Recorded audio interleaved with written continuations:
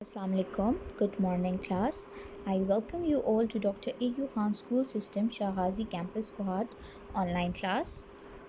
In previous lecture of SST for class 7, we did the reading of chapter 11.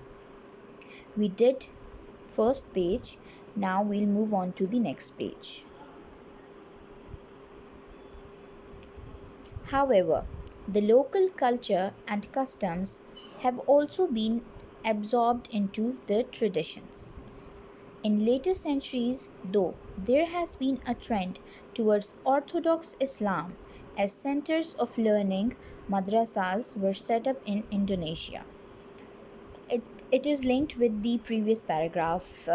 उसमें हमने बात की थी कि साउथ ईस्ट एशिया में और बाकी मुल्क में दुनिया में जितने भी मुल्क हैं उन सब में इस्लाम जो है वो सेम है, ठीक है, उनमें कोई चेंजेस नहीं है, मगर वो कह रहे हैं कि यहाँ का जो लोकल कल्चर है, जो उनकी रस्म और उनके रिवाज हैं, वो थोड़े बहुत उनके रिलीजन के साथ मिक्सअप हो चुके हैं। फिर वो बात कर रहे हैं कि आने वाली जो सेंचुरीज़ थी, आने वाले जो साल थे, उनमें एक ट्रेंड चला था जिसमें पुराना इस्लाम जो था, जो ओरिजिनल फॉर्म में था, उसको लाने के लिए उन्होंने बहुत सारी जगहों में मदरसास बनाए थे। The next largest Muslim country in this region is Malaysia. Islam was brought to this country as early as the 7th century by Arab traders from the Hadramaut region of Arabia. अब वो ये बात कर रहे हैं कि जो इसके बाद सबसे ज़्यादा बड़ा मुल्क जो है जिसके अंदर मुसलमान पाए जाते हैं वो है मलेशिया, और 7th सेंचुरी में अरब ट्रेडर्स के थ्रू जो था इस इलाके में इस्लाम जो था वो इंट्रोड्यूस हुआ था। Merchants also settled in the Philippines and Islam spread to some of its islands. When the Spanish conquered the Philippines in the late 16th century, they imposed the Roman Catholic Christian religion on most of the people. Today, Muslims represent only about 5% of the population. अब Philippines की बात हो रही है कि उस इलाके के अंदर भी वो ताजर जो थे, सौदागर जो थे, वो वहाँ सेटल हो गए थे, ठीक है, उन्होंने अपने घर बना लिए थे और उनके आइलैंड्स के ऊपर भी इस्लाम फैल चुका था। फिर बात हो रही है कि 16th सेंचुरी के अंदर जब स्पेन ने फ़िलीपींस को कॉन्कर किया, उसको फ़तह कर लिया, तो उन्होंने अपनी क्रिश्चियनिटी इम्पोज कर दी इस्लाम को हटाकर, और अब प्रेजेंट टाइम में उस इलाके में सिर्फ 5% पॉपुलेशन जो है वो मुसलमान रह गई है। The traditional trade routes from West Asia to the East have also transported the faith of Islam from Arabia to Central Asia and China. अब वो बात कर रहे हैं कि जो रास्ते थे जिनके ऊपर ट्रेड होती थी, ठीक है, वो रूट्स जो वो यूज़ करते थे एक दूसरे के एरियाज़ में एंटर करने के लिए, उन वेस्ट एशिया से ईस्ट में आने के लिए उन्होंने कहा है उन लोगों ने भी अरेबिया से इस्लाम को सेंट्रल एशिया और चाइना में ट्रांसपोर्ट किया। गुड्स के साथ साथ उन लोगों ने एक नया फेथ भी इंट्रोड्यूस करवाया।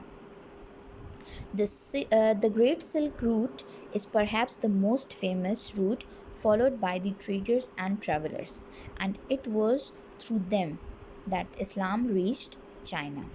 अब वो बात कर रहे हैं कि सिल्क रूट जो है वो सबसे ज़्यादा मशहूर रूट है जो कि ताजिर जो हैं वो यूज़ करते हैं, और इसी रूट के थ्रू, इसी रास्ते के थ्रू इस्लाम जो है वो चाइना में इंट्रोड्यूस हुआ, एंटर हुआ। In India Muslims form 13.4% of the population of 1.2 billion. In China, the Muslims account for 1.5% of the population and they live mainly in the western provinces. अब वो बता रहे हैं कि इंडिया के अंदर जो मुसलमान हैं वो सिर्फ 13.4% हैं उनकी टोटल पॉपुलेशन के, और इसी तरह चाइना में इससे भी कम है 1.5%, और वो भी सिर्फ वेस्टर्न सूबों में रहते हैं, ठीक है, उस साइड पे रहते हैं। Moving on to next page. In Central Asia, the Khanate of Bukhara which was the seat of the Uzbek government, was the center from which Islam spread to the surrounding areas, as this was also located on a major trade route. अब वो बात करें कि central east Asia में जो बुखारा था, जो कि गवर्नमेंट का सेंटर था, उसके थ्रू इस्लाम जो है उसके आसपास के इलाकों में फैला, क्योंकि ये सेंटर था तो बेसिक ट्रेड जो होती थी वो इसी इलाकों से होती थी. The Central Asian states gained independence after the breakup of the Union of Soviet Socialist Republics (USSR), as Russia was known, in 1990. Before their independence, their people, like those of other faiths, had been unable to practice their religion freely since 1917. But now they have reverted to the faiths of their forefathers.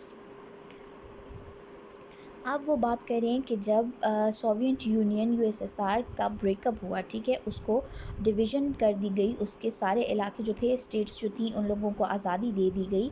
तो उन लोगों ने क्या किया, अपनी independence का फ़ायदा ऐसे उठाया कि उन्होंने अपना रिलीजन जो था वो फेथ जो था उनका, उसको फॉलो करना शुरू कर दिया, क्योंकि इससे पहले जो था वो उनके ऊपर इम्पोज अपना कर देते थे, वो नहीं उसको फॉलो कर सकते थे, इसलिए वो लोग रिवर्ट हो गए. रिवर्ट का मतलब होता है वापस आ गए अपने फोर फादर्स, अपने आबाओ अजदाद के फेथ के ऊपर.